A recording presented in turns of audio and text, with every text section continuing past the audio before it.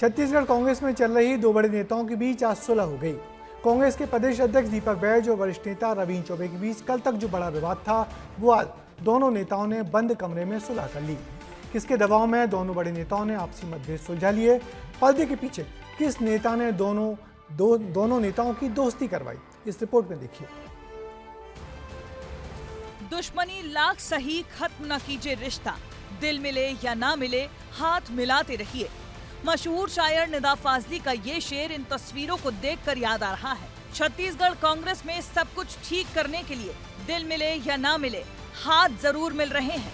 भूपेश बघेल को कमान सौंपने की मांग करने वाले दिग्गज कांग्रेस नेता रविंद्र चौबे को सियासी बवाल ने आखिरकार राजीव भवन में लाकर खड़ा कर दिया। दीपक बैज के नेतृत्व पर सवाल उठाने वाले चौबे खुद उनसे मुलाकात कर रहे हैं। बंद कमरे में दोनों के बीच चर्चा हुई, बाहर आकर साथ साथ होने का बयान भी दिया। पार्टी की बात है, हमारे घर की बात है, वो उस बात को हम लोग घर अंदर चर्चा हुई है, घर के अंदर बात हुई है। चौबे जी हमारे वरिष्ठ नेता हैं और निश्चित रूप से आने वाला समय में हम लोग पार्टी को मजबूती के लिए सब लोग मिलकर काम करेंगे। माननीय भूपेश बघेल जी के जन्मदिन में कही हुई मेरी बात को भ्रमपूर्वक जो बातें सामने आई, मैं फिर से इसीलिए राजीव भवन आ करके माननीय बैज जी के सामने, आप सबके सामने आदरणीय के हम पूरे साथ हैं और पूरा कांग्रेस एकजुट होकर के दीपक बैज जी के नेतृत्व में भारतीय जनता पार्टी के साथ लड़ाई लड़ रही है। आगे भी हम इस लड़ाई को जारी रखेंगे। इस बयान के पीछे की वजह अनुशासनहीनता का प्रस्ताव है। बीते दिन कांग्रेस की दो बड़ी बैठकों में रविंद्र चौबे के खिलाफ नोटिस जारी करने की तैयारी थी, लेकिन तभी हम साथ साथ हैं की मिसाल पेश कर विवाद पर पानी डालने की भी कोशिश कर दी गई। दरअसल 23 अगस्त को भूपेश बघेल का जन्मदिन था।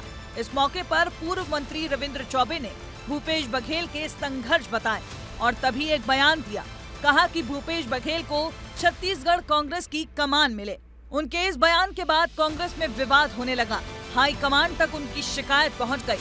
3 सितंबर को कांग्रेस ने इसे अनुशासनहीनता माना और 4 सितंबर को चौबे ने बैज से मुलाकात कर उन्हें मना लिया। वार हुए पलटवार हुए, कांग्रेस में गुटबाजी के लंबे घाव हुए। बैज ने पहले तो रविंद्र चौबे को महाज्ञानी बताया, फिर मुलाकात के बाद वरिष्ठ और सम्मानजनक नेता, क्योंकि बात दिल्ली दरबार तक जाने वाली थी। कांग्रेस के अंदर फूटे इस सियासी ज्वार पर बीजेपी भी बराबर प्रहार करती रही, लेकिन जब दोनों नेताओं ने हाथ मिला लिया तो ये प्रहार और भी प्रचंड हो गया। अब देखिए, उनका आंतरिक मामला है, लेकिन आज कांग्रेस में मतलब हर जगह सिर फुटबॉल है, आपस में उनका खींचतान है। वहाँ मध्य प्रदेश के अंदर में जिलाध्यक्षों की नियुक्ति हुई है तो उन्हीं के कार्यकर्ता आज उनको हटाने के लिए आंदोलन कर रहे हैं।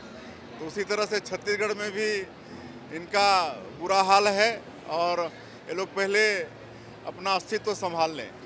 कांग्रेस अपना मजाक खुद बनकर रह गई है। सोशल मीडिया में एक ट्रोल हो रहा था नेता प्रतिपक्ष जी का कि वो चमचों वाला बयान, कि चमचे किसी को मुख्यमंत्री बना दे रहे हैं, किसी को प्रदेश अध्यक्ष बना दे रहे हैं, तो एक दूसरे का कुर्ता फाड़ने में लगे हुए हैं और ये कांग्रेस की पुरानी परंपरा है।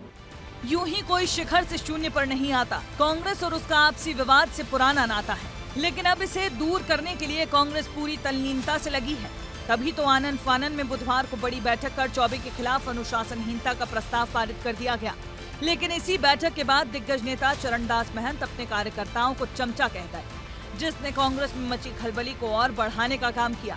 बहरहाल दीपक बैज और रविंद्र चौबे ने हाथ मिला लिया, लेकिन उनके दिल मिले हैं या नहीं, इसका जवाब अभी मिलना बाकी है। बयानबाजी और मुलाकात के बीच एआईसीसी को छत्तीसगढ़ कांग्रेस कमेटी ने प्रस्ताव भेज दिया है, क्योंकि अनुशासनहीनता को देखते हुए कार्रवाई की मांग की जा रही है। अब देखने वाली बात होगी कांग्रेस पार्टी आने वाले दिनों में रविंद्र चौबे के खिलाफ किस तरीके से कार्रवाई करती है, क्या पार्टी निष्कासित करती है, ये देखने वाली बात होगी। कैमरा पर्सन दुर्गेश साहू के साथ खोमन साहू, विस्तार न्यूज, रायपुर।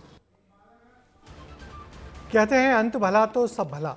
रविंद्र चौबे और दीपक बैज की तकरार कांग्रेस के लिए ठीक नहीं है। यही वजह है कि दिल्ली से लेकर छत्तीसगढ़ तक के कांग्रेस के बड़े नेता सक्रिय हुए और दोनों से अपने मतभेद दूर करने को कहा। इसके बाद दोनों नेता आज कांग्रेस दफ्तर में मिले और अपने मतभेदों की हैप्पी एंडिंग कर दी।